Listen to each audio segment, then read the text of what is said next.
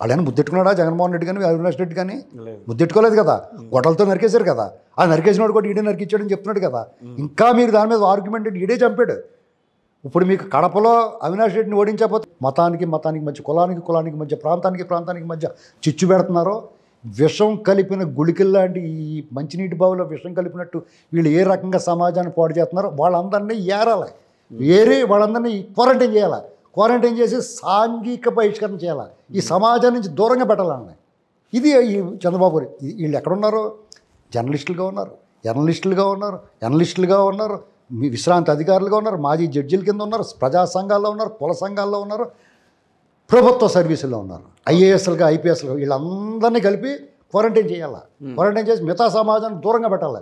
ఇదిగో ఈడు జగన్ అభిమాని, ఈడు జగన్ ప్రేమికుడు అంటే రాష్ట్రద్రోహి, ఆంధ్రాద్రోహులుగా ముద్ర వేయాలి. వాళ్ళకి ఆంధ్రాద్రోహుల్ని ఎస్టాబ్లిష్ చేయాలి. లేకపోతే అమరావతి పాడైపోతే వాడికి ఏం కలిసి వస్తుందండి? రైతులు భూములు ఇస్తే వాళ్ళని నువ్వు ఎట్టాలు చేస్తావా? How dare you? నీకు ఎన్ని వేల గుండెలు ఉండాలి అంటే ఎవడో మాట్లాడలేదనా? అంటే నీకు సమాధానం చెప్పేవాళ్ళు లేడనా? ఎప్పుడోకప్పుడు ఎవడో కూడా వస్తాడు సమాధానం చెప్పేవాడు. ఖచ్చితంగా వచ్చాం, చెప్తాం సమాధానం. ఓకే, నిలువున నగ్నంగా నిలబెట్టేస్తాం నడు రోడ్డు మీద. ఇది ప్రారంభం మాత్రమే, అంతం కాదు, ఇది ఆరంభం. రాబోయే రోజుల్లో చూస్తారు. ఏమండి, ప్రజల పట్ల కమిట్మెంట్తో తీసుకోండి, నీ తోటి వాడిపాటు ప్రేమతో ఉండండి. ఆడు పాడైపోతే నీకేంటి ఆనందం? తెలంగాణ ప్రజలు ఆలోచిస్తున్నారు ఆంధ్ర పాడైపోతుందిరా బాబు అని. వీళ్ళకేమో రోగం అండి, వీళ్ళకి ఇటువంటి దుర్మార్గుడు, అరాచకం చేసినాడు, అభివృద్ధి లేకుండా చేసినాడు, రాష్ట్రాన్ని సర్వనాశనం చేసినాడు మళ్ళీ వస్తాడన్న మాట అంటామంటే అని ఎలా చూడాలి మీరు? ఓకే, ఎలా వస్తాడు చెప్పు, ఎలా వస్తాడు చెప్పు. ఏమో 5 కోట్ల మంది మొదట్లో ఎన్నుకోవాలి. అదేండి, అప్పుడు ఎన్నుకున్నారు. అప్పుడు నేను మొఖం ఎలా ఉంటుందో తెలదు. ముసిగేసి పెళ్లి చూపులు అప్పుడు తెరనకాల నుంచి చూపించేవారు పెళ్ళిళ్ళకి. ఇదివరకు కాపురం చేసిన తర్వాత తెలుస్తుంది కదా. ఆ మాట అంటే నేను కూడా ఇంకో మాట అంటే 2014 నుంచి మరి 19 వరకు చంద్రబాబు గారు 2014 నుంచి 19 వరకు గాయపడి విలవెల్లాడుతున్న పసిబిడ్డలాట ఆంధ్రప్రదేశ్కి రాజధాని ఏర్పాటు చేశాడు, భూ సమీకరణ చేశాడు. ఈ మొఖం 2 ఎకరాలు చేశాడు ఎక్కడన్నా చెప్పండి? లేదు.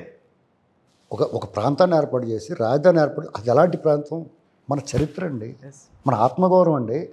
బౌద్ధం నడయాడిన నేల, ఆచార్య నాగార్జునుడు నడయాడిన నేల, ఈ ప్రపంచానికే వేల సంవత్సరాల క్రితం నాగరికత నేర్పిన నేల.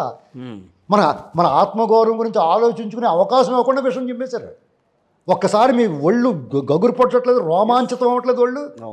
అమరావతి అనేటువంటిది ఎవరిదో ఒక కులాందో ఒక మతాందో కింద భావించేవాటి ఎంత సగ్గుచతో నీ మెదడు కుళ్ళిపోయి ఉండాలి.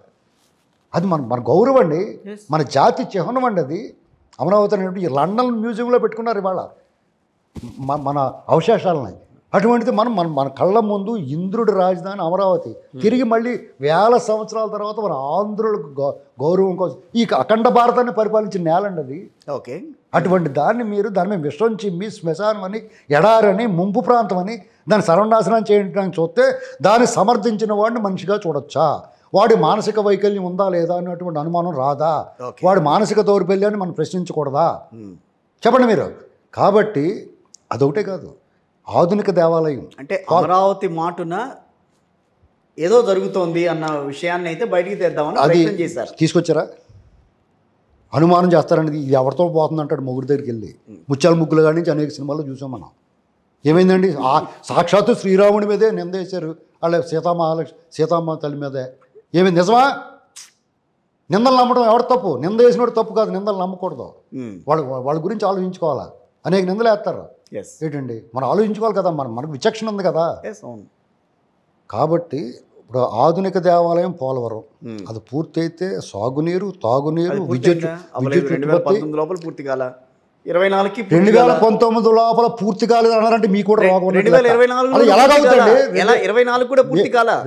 ఒకటే అనట్లే మీ కాదండి, ఎవరు చేయలేకపోతున్నారు. చేయగలరు.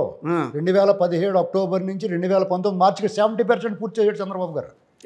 ఈ మడత కేఎన్కేలు ఎందుకు చేయలేకపోయారు? 2% కూడా. అసలు దాన్ని రివర్స్ స్టాండింగ్ ఇచ్చాడు, ఎందుకు ఇవ్వాల్సి వచ్చింది చెప్పండి మీరు? ఇది అన్యాయం కదా, దోపిడీ కదా, దుర్మార్గం కదా. విద్యుత్ పెంచాల్సిన అవసరం ఉంటుందా మనకి? ఓకే, వైజాగ్ నుంచి కంపెనీలు ఎందుకు తరివేశాడండి? లులు కంపెనీ ఎందుకు తరివేశాడు? మిలియన్ టవర్స్లో ఉన్న కంపెనీలు ఎందుకు తరివేశాడు? ఇటు సిగ్గు లేకుండా మళ్ళీ అక్కడ ప్రమాణ స్వీకారం చేస్తానంటాడా? ఆ ఋషికొండ ఎందుకు కొరికిచ్చాడు? భూములు తొప్పేసి వీళ్ళు చేస్తారా? వీళ్ళు చంపేస్తారు వాళ్ళ బాబాయ్ని, చంద్రబాబు చంపాడు అంటారు. వీళ్ళు ఇన్సైడర్ ట్రేడింగ్ చేస్తారు, వాళ్ళు చేశారంటారు. ఇది అందరికీ తెలిసిపోయింది. ఇతను అధికారంలో రాకముందు తెలదు ఎవరికని, ఈ రోడ్లా కనపడుతున్నాడు, పిచ్చోళ్ళగా కనపడుతున్నాడు. వాళ్ళ అమ్మ కూడా వచ్చింది, మా బాబుకు ఓటేయండి, వాళ్ళు నాన్న చంపేశారు, వాళ్ళు చిన్నాన్ని చంపేశారు, ఇన్ని కూడా చంపేస్తున్నారంటే ఇతను కూడా ఎర్రమోగం వేసుకుని చూసాడు. వచ్చిన తర్వాత వికటాటాసం చేస్తా ఇందులో పాత సినిమాలో నాగభూషణలాగా స్క్రీన్ తీసేటలాగా. అవును, మొన్న ఇప్పుడు అవినాష్ రెడ్డి గారికి వాళ్ళ ఫాదర్కి భాస్కర్ రెడ్డి గారికి ఇద్దరికి దాంట్లో బెయిల్ ఇచ్చారు కదా. ఒకవేళ వాళ్ళల్లో ఇన్వాల్వ్మెంట్ అనేది ఉంటే కనుక ఈ పార్టీకి అది వచ్చేది కాదుగా బెయిల్. ఇంత రాదండి, 45 రోజులు ఎవరికైనా అవుతుంది. మీరు నన్ను ఇలా 45 రోజులు కాదుగా, భాస్కర్ రెడ్డి గారు దాదాపు 6 నెలల నుంచి అక్కడే చెప్పేదానండి. మర్డర్ కేసులో 302 కేసులో మీరు నన్ను ఇలా నిలువునా నరికేసి వెళ్ళిపోతే కూడా మీకు 45 రోజుల్లో లేకపోతే 65 రోజుల్లో ఛార్జ్ షీట్ వేస్తే మీకు బెయిల్ వస్తుంది. అర్థమైందా? అవును, బెయిల్ వస్తుంది, నేను కాదు. కాబట్టి బెయిల్ వచ్చిందన్న మాత్రం వీడు ఏం చేయలేదన్న కాదండి. ఓకే, ప్రత్యక్షంగా గూగుల్ చేయకూడదు. వాళ్ళ చెల్లెలు చెప్తుంది కదండి, ఇంకేంటి ఆవిడ చెప్పాలి మీకు? రాజశేఖర్ రెడ్డి రాజేంద్ర రాజ్యం మహామేత కదా. చెల్లెలు చెప్పలేదు, చెప్పించిందని అంటున్నారు. ఆ చెల్లెలు ఎవరో ఒకరు చెప్పించారు అంటున్నారు. ఒకవేళ చెప్పిస్తే మాత్రం చెప్పింది కదా, ఎవరు చెప్పించినా చెప్పింది కదా. అవును, ఇప్పుడు ఆవిడ నోట్ల నుంచి వచ్చింది కదా. ఏం కాదనుకుంటున్నారా? ఇప్పుడు వివేకానంద రెడ్డిని మామూలుగా ముద్దెట్టుకున్నారు, వెళ్ళి చంపేశారా?